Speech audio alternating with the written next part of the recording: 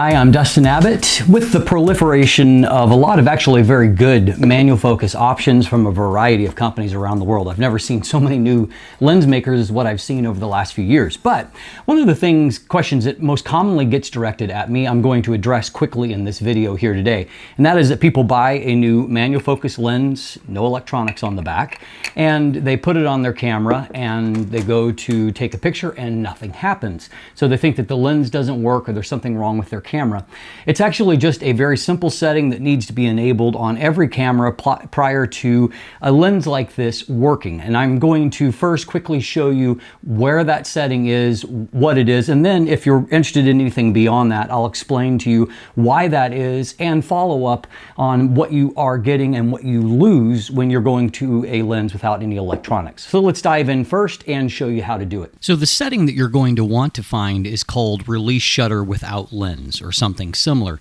On Canon, you're going to go into the advanced menus that are shown by this icon with a camera with some dots underneath it, and you're going to go over to menu tab 4, and there you'll see about halfway down release shutter without lens. Now by default that setting is off. You're going to want to change that to on. Now with a Sony camera, you're going to want to go to tab number 4 of that's under shutter or steady shot.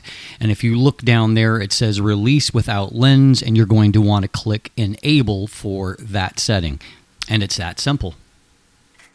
So fortunately, a very, very easy fix. And the reason why that setting has to be enabled is the simple fact that because there are no electronics, the camera has no way of knowing that a lens has been attached.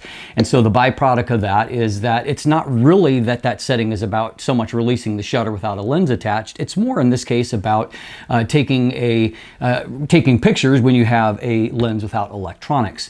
So some people wonder what they get and what they lose when they go to a lens like this. There are a few things that are lost. And so first of all, lack of electronic communication means that no information that is specific to the lens will be communicated to the camera. So your EXIF data, that's what shows up later on that tells you things like shutter speed and tells you, what the lens was, its focal length maybe, the aperture that was used for the shot. Some of those things, some of that information you're going to lose. It depends on what is lens specific. So in this case, this is the Laowa 100mm f2.8 macro lens, 2x macro. It's a great lens, but manual focus only in this case, at least in this particular mount, which is for Canon RF. And so what I'm losing here is that the lens is not going to identify, send the information as to what lens it is. There's no communication that, and also whatever aperture value that I chose for the shot is not going to be communicated. So what you are going to get recorded in the EXIF data is the shutter speed, the ISO, any of those other informations that are actually specific to the camera itself. The other thing that you are losing is that if you have a camera with in-body image stabilization, like the R5, the camera does not automatically know what the focal length is. So you're going to have to manually input that information. Fortunately, most cameras that do have in-body image stabilization do allow you to have a manual setting for that, which means that in this case, I just input that it's 100mm, and so the image stabilization is going to work accordingly. I will note it's really important to do this because you will get radically different behavior if the camera thinks it has a very long telephoto or a wide angle lens as opposed to something in this short telephoto length. And so be sure to do that. Beyond that, fortunately, modern cameras are very smart. And so you're going to get good metering, no issue there because light is still coming through and being calculated through all of those normal means in the camera sensor itself. When that image stabilization is put in manually, all of that's going to work fine. Basically, you get function pretty much as normal. You're able to get manual focus assist like focus overlays and peaking, magnifying the image to visually confirm focus. What you won't get is on, for example, a camera like this, Canon has something called the focus guide.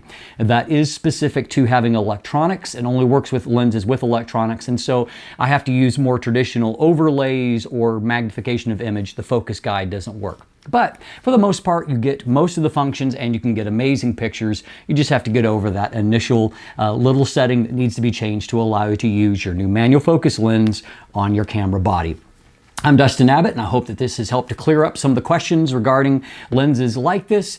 And as always, if you want more information about specific lenses, you can check out my reviews, of which many of them I have reviewed over time. So you can check them out either here on YouTube or on my website, dustinabbott.net. You can also find linkage in the description down below to follow myself or Craig on social media, or check out our new tech channel, Letthelightin TV, that focuses more on the video and technology side of things. Beyond that, there is also linkage to become a patron to support what we're doing here, to buy channel merchandise, and of course, if you haven't already, please click that subscribe button right here on YouTube. Thanks for watching, have a great day, and let the light in.